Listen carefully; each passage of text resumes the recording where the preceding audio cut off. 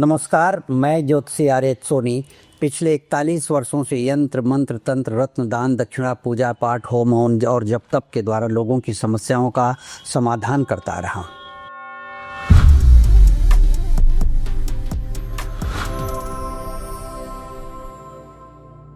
अगला सवाल है अनीता समांता का जी।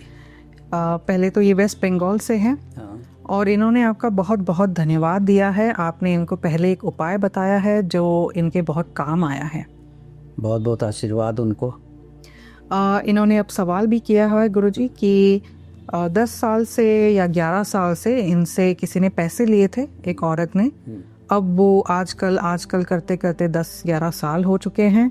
अनीता जी बहुत तकलीफ़ में है आर्थिक स्थिति के लिए, तो वो चाहती है कि आप कोई उपाय बताएं जो कर्ज वापस कर दे। अनीता जी, आपके जो पैसे बाकी हैं और वो नहीं दे रहे हैं जी, तो उसके लिए एक टच मी नाट करके वनस्पति आती है जिसको हम छुई मुई भी कहते हैं, महाराष्ट्र में लाजाड़ू कहते हैं।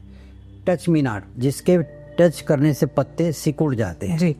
वह पेड़ ला करके, वह पौधा ला करके गमले में अपने घर में लगा लें और प्रत्येक गुरुवार कोई अतर, चाहे वो गुलाब का अतर हो या कोई भी, 2-4 बूंद उस पौधे पर टपका दिया करें और अपने मन की इच्छा कहें तो धीरे धीरे उस औरत के मन में आपके पैसे रिटर्न करने की स्थिति आ जाएगी और आपका पैसा रिटर्न हो जाएगा। जी, धन्यवाद गुरु जी।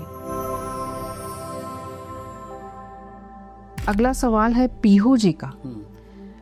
ये पूजा पाठ बहुत करती हैं, लेकिन हर समय इनका बीपी लो होता है, इनको बहुत फिजिकल दुख है, इनका हीमोग्लोबिन लो होता है। ये टेस्ट करवा चुकी हैं और टेस्ट में सब कुछ नॉर्मल निकलता है।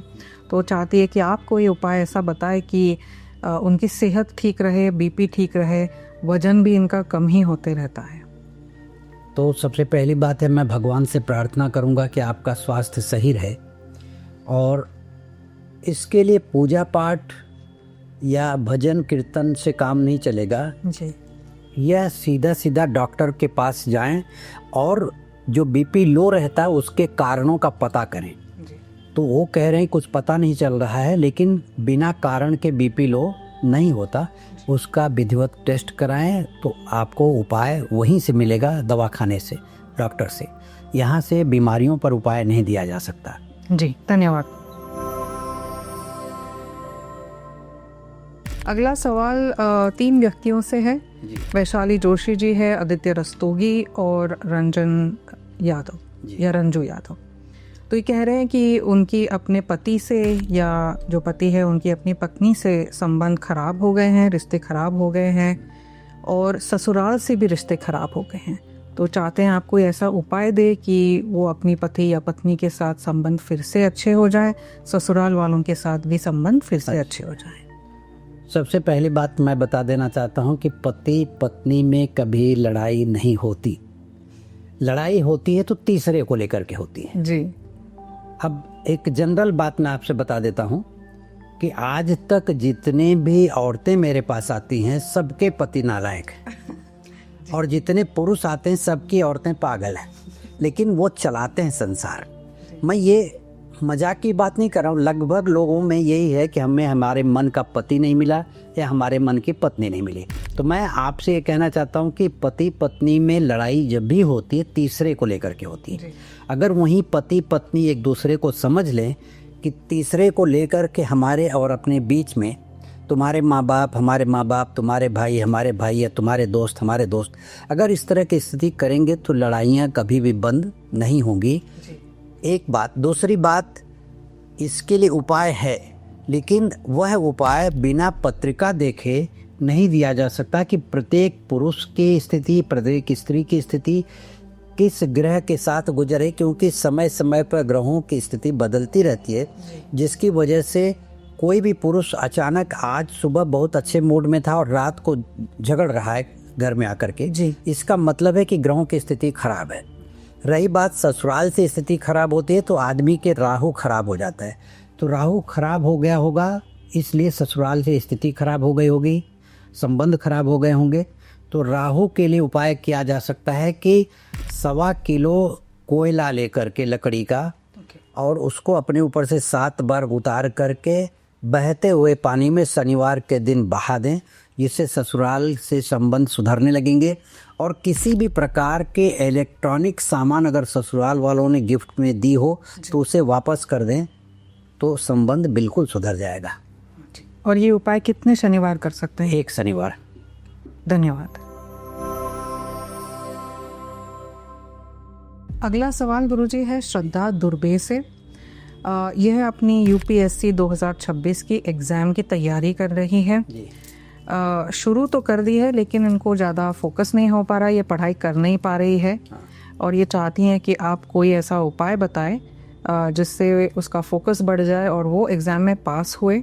उन्होंने अपनी डेट ऑफ बर्थ, टाइम और प्लेस भेजी है जो मैंने आपको पहले बता दी है। बस कॉन्फिडेंशियलिटी के लिए मैं इस वीडियो में बता नहीं रही हूँ, लेकिन डेट ऑफ बर्थ आपको मैंने बताई है। तो सबसे पहले तो हमारी बहुत बहुत शुभकामना कि भगवान आपको परीक्षा में पास करवा दें। उपाय की बात रही तो आपका कंसंट्रेशन नहीं हो पा रहा है, पढ़ने में मन नहीं लग रहा है, तो आप रोज़ सोमवार से सुबह से दूध, कच्चा दूध का टीका, चाहे वो गाय का दूध हो या भैंस का हो, कच्चे दूध का टीका अपने माथे पर रोज़ लगाएं।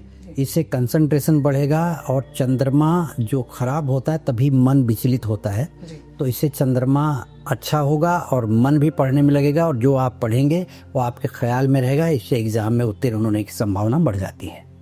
जी धन्यवाद गुरुजी। अगला सवाल है अपना राधा रानी। ये कह रही हैं कि गुरुजी इनके बहुत शत्रु हैं और जो शत्रु है वो उनके पड़ोसी ही हैं। उसके 50 साल के हुए हैं लेकिन वो बहुत परेशान कर रहा है उनको, जीना हराम कर दिया है, ऐसे बोल दिया है। तो काफ़ी दिक्कत में है।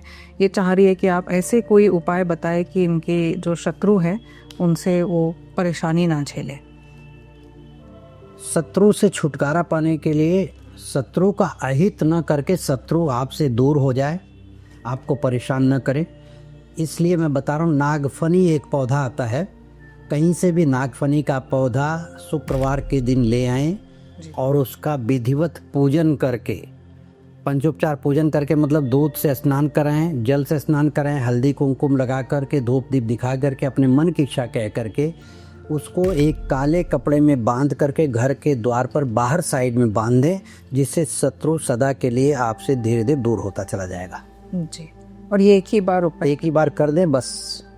धन्यवाद गुरुजी। अगला सवाल है अल्पेश कोटेचा का। अदृश्य पाप के संकेत, जो एक वीडियो बनाई थी आपके चैनल पे, तो वो कह रहे हैं कि पहले तो बहुत नमस्कार गुरुजी। ये सारे संकेत उनके साथ हो रहे हैं और उन्होंने अपनी डेट ऑफ बर्थ, टाइम और जगह भी बताई है। यह मैंने आपको वीडियो के पहले शेयर कर दी है। कॉन्फिडेंशियलिटी के लिए मैं बता नहीं रही हूँ, लेकिन वो चाह रहे हैं कि इससे हम बाहर कैसे निकले, ऐसा कोई उपाय आप बताएं। सबसे पहले तो बहुत बहुत आशीर्वाद। और हर महीने में कोटेचा जी आर्द्रा नक्षत्र आती है, उस आर्द्रा नक्षत्र में जाकर के भगवान शिव का दर्शन किया करें। और आर्द्रा नक्षत्र का पता न चल पाया हो, आपको न चले, तो किसी ब्राह्मण से पूछे या गूगल पर जा कर के आप सर्च कर लीजिए इस महीने में आर्द्रा नक्षत्र किस तारीख को है। आर्द्रा नक्षत्र, आर्द्रा ARDRA, आर्द्रा नक्षत्र। तो जब आर्द्रा नक्षत्र में भगवान शिव की पूजा करेंगे, उनको जल चढ़ाएं, फूल चढ़ाएं, वहाँ अगरबत्ती जला करके अपने मन की प्रार्थना करें और हो सके तो वहाँ 10-20 मिनट बैठ करके ओम नमः शिवाय का जप करें।